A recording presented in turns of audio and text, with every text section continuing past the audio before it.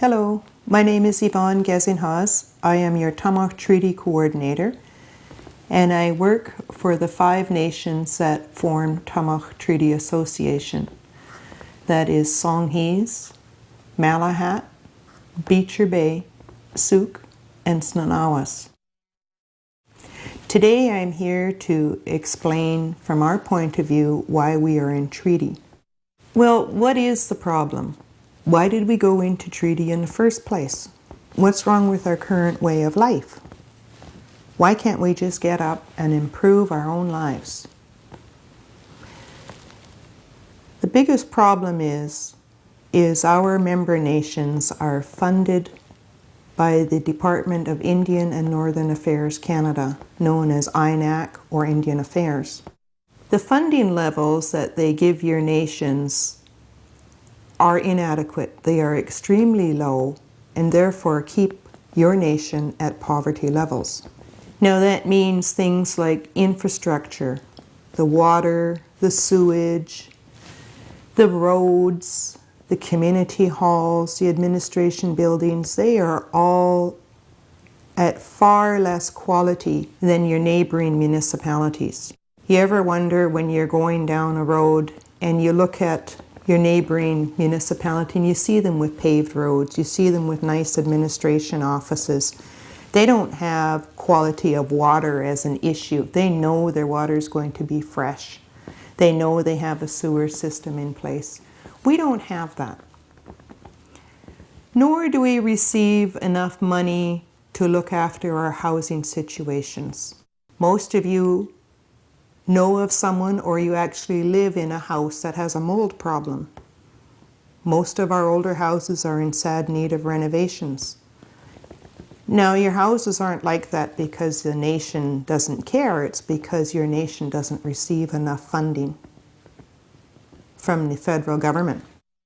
We have inadequate housing. We have inadequate infrastructure. We don't have enough money to run our administration building. All of those setbacks lead us to inadequate health. Our health in general in our communities is much lower than the average Canadian community, the average Canadian family. When our health is lower, our education is lower, our social issues are a bigger concern, we have a lot more personal problems. So how did we get to this state? How did we end up being, in effect, a ward of the Canadian government? Well, back in first contact, when we ran into the first non-native person, it was in our nature to help the people that came. They needed help. They needed help to establish themselves, become healthy, become as successful as we did. So as our nature guides us, off we went to help them. As time went by, more and more of their rules, their priorities, and their vision of what was right was imposed on us. Time goes by some more, and pretty soon we found ourselves living on reserve land, little parcels of land, and we found the non-natives had somehow wrestled control away from our leadership. Now that's not to say our leadership didn't sit around and let this happen. The problem was maybe we trusted too much. We've been in contact with the non-native people for almost 200 years. Our chiefs, all of the leaders, our elders before us, always brought forth the issue that this land is ours, we are stewards of the land, we are to take care of it. We're to look after our families, look after each other. So here we are with our inadequate funding, inadequate infrastructure, inadequate housing, and therefore inadequate health. So why don't we improve our way of life? Why don't we go off and create our own businesses, get our own ventures going? It's difficult for us to dig ourselves out of the current state that we're in. We are faced with a lot of bureaucracies within Indian and Northern Affairs Canada. We find that Indian and Northern Affairs Canada make it nearly impossible for us to manage our lands. Anytime we want to do an economic venture, we have to send a request into Ottawa to make sure that they approve these ventures on reserve land. This can take, on average, about 18 months. By that time, our potential investors, potential partners, have given up and moved on. We found that most of our economic ventures have been blocked. We also don't anticipate Indian Affairs Canada to phone us up and say, you know what, we haven't sent you enough money in order to be successful. We're going to send you a whole bunch more. That's not going to happen. Nor do we ever see Indian Affairs phoning us up and saying, my goodness, we're controlling your lands far too much, and you're never able to get your economic ventures up and running. That's not going to happen either. If that were to happen, they'd do themselves out of a job. And that's what we find with bureaucracies. They always need to protect their jobs. So what are we doing about it? Over the past 200 years, all of the leadership have lobbied, saying that this land is ours. We have the right to manage it. We have the right to care for our families. We have the right to govern our nations. So this lobbying, the meetings that our leadership have had over the past 200 years continued, and they still continue today. Now, 15 years ago, as a result of a very heated summer, the summer of '92, where blockades were all across BC, all across Canada for that matter, the leadership continued to press for our right to self-government, our right to manage our own lands. Round about that time, the BC Treaty Commission was formed. At the same time, the Tamil Treaty Association was formed.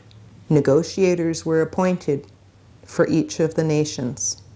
They were told, go out and get the best treaty available for your member nation.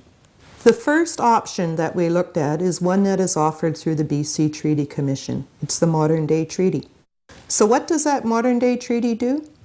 It sets out our right to self-government and our right to manage our lands and resources.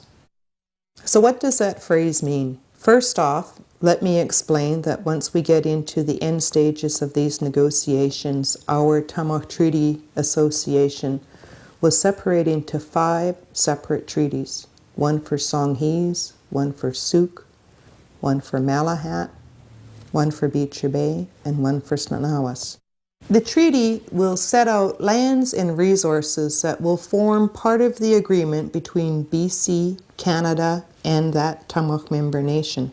The treaty will also set out the right to govern all of those resources and the right to govern ourselves. What will the treaty look like? How will it be laid out? The first part of the final agreement will explain how our treaty will fit inside the Canadian government. It will explain that this treaty is protected by the Constitution of Canada. It'll also explain that our treaty will follow the Canadian Human Rights Code. It'll also give a historical overview of that Tamil nation, and along with all of the other legal contexts on how we're going to fit into the Canadian world as it is today. And then it's going to be broken into about 4 sections. One of the sections will be about our land. What parcels of land will we take as treaty settlement land? How will the existing interests on our reserves be addressed? Now that's something like a CP, a certificate of possession. How will that land be transferred into another form of title for that person or family? It'll talk about expropriation. If either government ever has to take some of the treaty settlement land, what will the terms be for that? If there's going to be any parks within our treaty settlement land, how will that be managed? We're also going to have maps clearly outline what our land will look like. How will people be able to access our lands, and when will they be able to access it?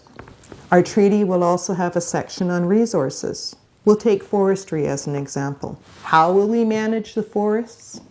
Who will have ownership of the forests? How will the timber processing be? How will we be able to market our logs? All of that's going to be in detail so that the people who follow us will be able to clearly see how we're going to manage the forestry. We'll also have sections on water, wildlife, birds. All of that will be in the resources section. One of the other sections is going to be governance. How will our elected officials manage the nation? What will the rules be that they will follow? That's known as the Constitution and bylaws. How will they reach their decisions? What will the bylaws look like? How will it work with other nations around us and with municipalities? Another section will be fiscal. How will the funding be provided? How will programs and services be delivered? Now, in some of these topics, we're going to have protected under the Constitution of Canada. We'll have it mentioned here. There will be funding.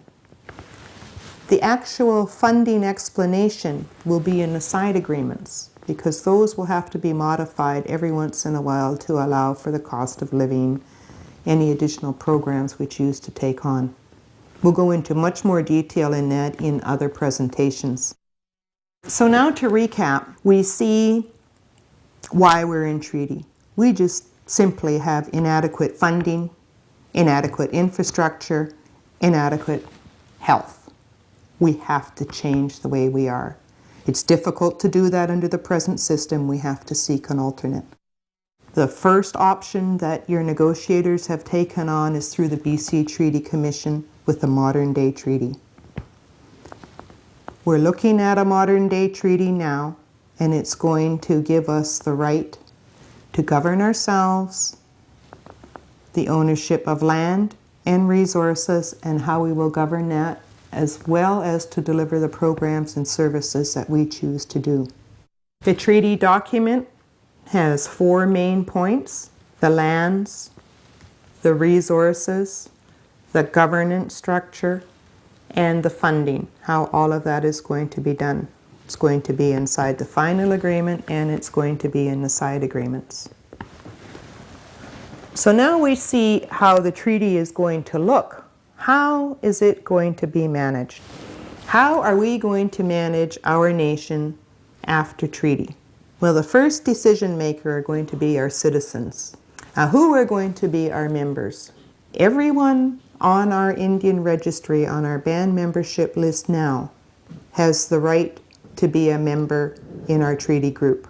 Every person who has ties to your nation from their grandparents or even their parents has rights to be a member of your nation.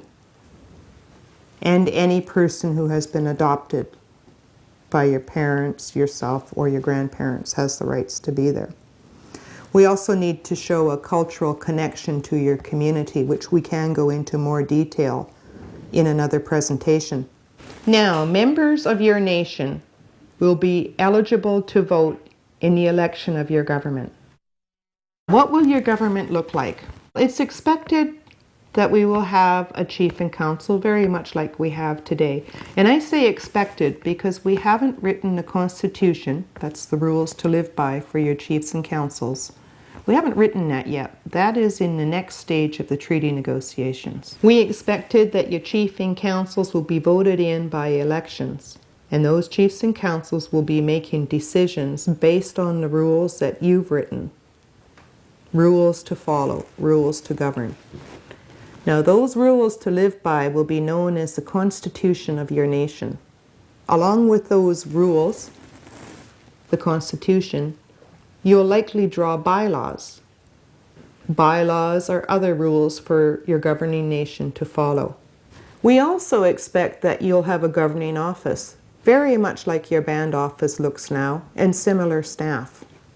And of course, your elected officials, your chief and council, will have strong accountability guidelines to follow. That too will be in your Constitution and bylaws that you as the community will draw.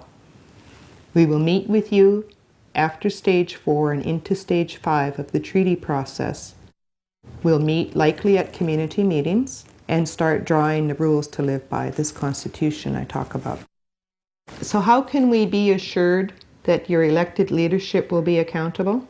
The accountability guidelines will be drawn in the Constitution. That Constitution will be drawn in what is known as Stage 5 of the BC Treaty process. Your accountability guidelines will be drawn before the effective date of treaty, before we start day one of the treaty. And they will likely be drawn from your Constitution and bylaws. The Constitution and bylaws will be drawn before the final agreement vote, and those Constitution and bylaws will be written by you, the membership. The Constitution and bylaws will be rules to live by and rules to follow for your elected leadership on how to manage your lands, your resources, your money, and how to govern themselves. Along with that, we anticipate that land code will be in place for all of our nations. Now, that land code process also draws up bylaws. Drawing up bylaws in the land code process also includes full participation from the membership of that nation. So we have accountability covered off in many aspects, and it will be in place before you vote at the final treaty. So now we have the treaty document. We know that inside of this treaty document and these side agreements, we will have our treaty that says how much land we will own, what resources we will own and or manage, what type of governing rights do we have and how that will be delivered, as well as what programs and services and what type of funding will we receive for all of this. So how are we going to get the money? We will be negotiating 5-year agreements for our treaty, and those funds are issued annually. How much money will we need? Well, right now we are doing some huge studies on programs and services. What are we doing in health now? What more would we like to do? What are we doing in education? Can we do more? What are we doing in community projects? Can we do more? You'll see us going to all of your band offices and asking you information like that. Once we determine what it is that each nation needs, your negotiators will have a great negotiating tool. Now, along with that funding, along with the treaty and our right to govern ourselves, we also take on a huge responsibility of managing ourselves in a good way. Now, that means we can't miss any reporting procedures. If we do miss one, we can't phone them up and say, oops, we forgot, but send the money anyway. We have a huge accountability process here, which is why we need to get our capacity built up with our staff. We have to make sure that we're going to manage the lands and resources in the best way possible. When we negotiate our funding agreements every 5 years, we take into consideration how much money we need for the program. Did the cost of living go up? Did the inflation factor happen? Have we decided to take on another program? Do we need more funds for that? That's all done once every 5 years. So where are we now? 15 years ago, Tamach was formed. Your negotiators were appointed. They were told to go out and get the best deal possible for their members and for their nation. Over the past 5 years, our negotiations have accelerated tenfold. We, Tamach, are now known as a lead table. That means we are one of 5 main groups in BC to negotiate their treaty. We have 3 groups in front of us. We have the Malnuth, we have the Sawasan, and the Kle Dene. So what will Tamach do when we get the land in cash offer? Well, your negotiators are aware that the first land in cash offer is going to be like buying a car. The first offer is going to be ridiculous. We know that they will offer too little land, they will offer too little cash. And what are we going to do about that? Well, the negotiators have done a lot. The first thing they did was they have studied every parcel of land within the traditional territories of each of our 5 nations. We've had every parcel assessed. We've looked at the highest and best use of everything available. We've looked at the private lands. We're checking to see if there were any willing sellers. We are also doing some program and services studying. And that's where you see us going into your band offices to check to see what services and programs you have in place. And are there any other programs and services that your nation may want to undertake? So now we've taken a look at why we're in treaty. What is a treaty? It's a process for us to get our own right to govern, land, resources, and the money to manage ourselves and those lands and resources. How everything is going to be managed will be inside two main documents, the final treaty, the final agreement, and its side agreements. We've taken a look at how we will govern ourselves.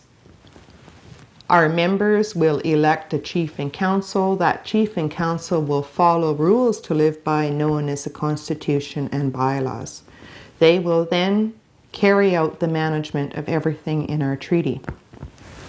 We're preparing for the land and cash offer. By doing that, we've studied all of the lands available. We've studied all of the programs that we need, and we're also taking a look at our current infrastructure. What shape are our roads in? What shape are the buildings in? What is our housing situation like? What's our education system like? We're taking a look at all of that and preparing ourselves for this land and cash offer. So when is it going to happen? The governments are currently meeting between themselves, called bilateral talks between Canada and British Columbia. Now it is their obligation to come up with a land and cash offer together. With the amount of talks they're doing, the amount of time they've been conducting their talks, we anticipate a land and cash offer to come between the months of June, July, or August of 2008. Now keep in mind, the first land and cash offer that we get will be far too low for your negotiators to even consider accepting. We expect the negotiations will start again. We say it's too low, we show them why it's too low. We anticipate that we will reach the agreement in principle by the fall or winter of 2008. Now, the agreement in principle is a rough draft of what the final agreement will look like. The agreement in principle is a non-binding agreement. You are not bound to it, but it's to give you a rough idea on what the treaty will look like. Once we reach a land and cash offer that your negotiators can live with, we've negotiated most of the treaty, we can bring the rough draft forward for consideration. Now, how is the agreement in principle approved? Well, you know, at first, when I first started going to community meetings, I said the agreement in principle would be done by a vote. And that's the way most of the nations were thinking. But now we're taking a look at the nations that have gone ahead of us. The three nations, the Tla'aque'adene, the Tsawwassen, and the Malnuth, they have all approved the agreement in principle by way of a BCR by their chiefs and councils. So what do we do when we've reached an agreement in principle? How do we complete the agreement in principle stage? The treaty, our treaty, says that a process to reach the agreement in principle will be decided by chief and council.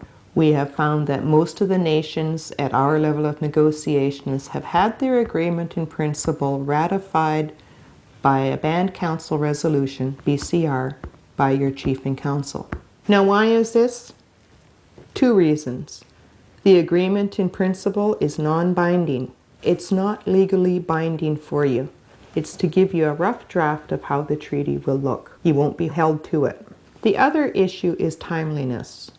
Other nations at the same level of negotiations that we are have all found that there are benefits to having a BCR passed. Why? Timing. Timing is crucial right now. There are critical financial offers that were on the tables for the three treaty groups that are ahead of us. Some of those critical financial offers have been taken off of the negotiation table. Will there be more financial offers that are taken off of the table as time goes by? If we wait too long, will more and more stuff come off of the treaty table? We fear that may be the case. The negotiators feel that timing is crucial. So what do we do after the agreement in principle stage? Well, if we are given direction to proceed, your negotiators will then start doing the fine-tuning of the agreement in principle. That means to put in the final figures for the final agreement. How much money will there be? How much land will there be? How will it be governed? We will go through every chapter that we have and make sure that we haven't missed one issue. We'll even do spell checks. We'll cross-reference it with other treaties that are ahead of us or other treaty groups that are working beside us and make sure we haven't missed anything. Your negotiators will continue going over this treaty time and again, and once they feel they have negotiated the best deal they possibly can, they will then bring it to you for your consideration. During these final agreement negotiations, we'll also look at the side agreements. How much money will be delivered for a program, what service are we willing to deliver? What is the best program and service? We'll also be drawing the constitution and bylaws for each member nation, and that will be done with your direct participation. We need your thoughts, your ideas, your wants, and your desires of your nation. We need to work that all into rules to live by for your chiefs and councils, for your governing bodies, known as the constitution and bylaws. We will also be negotiating a fiscal financing arrangement, and that's going to be in a side agreement similar to this. It's going to talk about how much money we will receive, when, how often, and what programs will we manage. What programs will we eventually come to manage once our capacity is up. All of these details will be all ironed out. So what will happen then? During that time, we will be having in-depth community meetings, DVDs, newsletters, explaining what this entire treaty means to you and to your family. This document is legally binding and therefore requires your vote. Any member of your nation who is 18 years or older will be asked to vote on whether or not they think this treaty is the best deal for their family and themselves. If this final agreement is accepted, then we will move on to the implementation stage, how we will implement our treaty. So during this journey of treaty negotiations, what have we learned? We have learned how to communicate with the two governments. We have learned how their legislation works, how to get inside of the legislation or how to work around it, how to make it work for us. Most of all, we've learned how to work with industry. And you know what? They aren't as bad as we thought. Industry is willing to speak to most nations. They know what side their bread is buttered on. We have learned how other First Nations work. Some of those First Nations are in a treaty process, some are not in a treaty process, but over these 15 years, we've been able to go and take a look at a lot of other treaties in place or a lot of other First Nations who are managing their own lands. We've learned a lot there. Now, 15 years ago when Tamawh was formed, we were told to go out and get the best deal possible for our citizens. The first option was a modern-day treaty through the BC Treaty process. Along that journey, we stopped and studied a lot of other governing ways that other First Nations have. Some of those other options include land code, how you can manage your lands and still remain under the Indian Act, which gives you the tax exemption. There is the self-government agreement, like Sechelt, how they govern themselves and still stay under the Indian Act, again, for the tax exemption. There's the West Bank Agreement. For those of you who have ever been to Kelowna and to West Bank, you see how hugely successful that nation has become by managing their own lands and governing themselves. What your negotiators are considering is possibly a combination of all four of those. Perhaps some of the agreements we've reached inside of treaty, maybe we could look at a portion of land code. Why don't we take a look at the self-governing agreement that has been set up by some nations like Sechelt? Let's take a deeper look at the West Bank arrangement. How did they become so successful? Those are just a few of the things that the negotiators have learned in this journey of achieving a treaty or achieving the best deal possible. So what are the next steps?